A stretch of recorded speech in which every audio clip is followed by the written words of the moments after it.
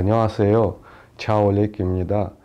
Узбек 나라에서 왔습니다. Работая в Корее, может случиться так, что однажды вам скажут больше не выходить на работу или вообще могут выгнать, ничего не объясняя.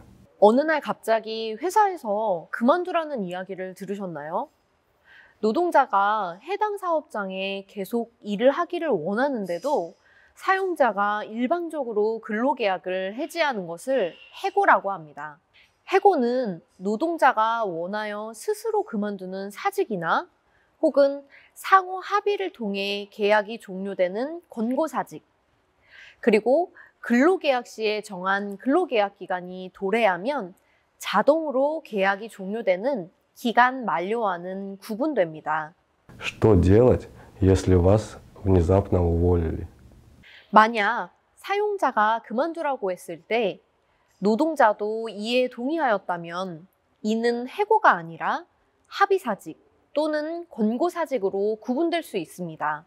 그러니 그만두는 것에 동의하지 않으신다면 계속 근무하겠다고 말씀을 하셔야만 하고 절대 사직서 등을 제출해서는 안 됩니다. 사용자가 노동자를 해고할 때에는 해고를 할 만한 정당한 사유가 있어야 합니다. 또한 해고 사유와 해고 시기를 서면으로 통지해야만 하고 산업재해 요양기간, 산전, 산후 휴업기간과 그 이후 30일간은 해고를 할 수 없습니다. 특히 구두로 해고 통보를 받은 경우에는 문자나 녹음 등으로 구두 해고 통보에 대한 증거를 남기는 것이 좋고, 해고를 당했다고 바로 출근을 하지 않는 것보다는 해고 사실이 충분히 입증될 때까지 당분간 계속 출근을 시도하는 것이 필요할 수도 있습니다. 해고를 당할 만한 잘못을 한 적이 없다면 혹은 사용자가 해고 절차를 지키지 않았다면 노동자는 부당해고를 주장할 수 있습니다. 부당해고에 대해서는 노동위원회의 구제 신청을 통해 원직 복직을 요청하거나 혹은 해고 기간 동안에 받지 못한 임금을 요청할 수도 있습니다. 먼저 노동자가 부당해고 구제 신청서를 작성하여 접수하면 사용자가 이에 대한 답변서를 제출하게 됩니다. 노동자는 사용자의 답변서를 받아보고 이에 대한 반박 서면을 다시 제출할 수 있습니다.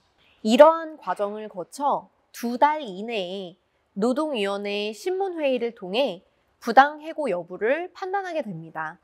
때로 판정을 받지 않고 사용자와 노동자가 서로 금전합의 등 화해를 하여 사건을 종결하는 화해 방식도 있습니다. 특히 월 평균 임금이 250만 원 이하인 경우에는 공인노무사가 무료로 사건 수행을 지원해드리는 노동위원회 국선노무사 제도가 있으니 이를 활용하시면 위의 과정을 공인노무사를 통해 훨씬 쉽게 진행하실 수 있습니다. 또한 충청남도 노동권익센터의 권리구제 지원 사업을 통해서도 도움을 받으실 수 있어요. 다만 노동위원회 구제 절차는 상시 노동자 수가 5인 이상인 사업장에서 근무한 경우에만 한정되고 해고 이후 3개월 이내에만 구제 신청이 가능하므로 너무 늦지 않도록 유의해야 합니다.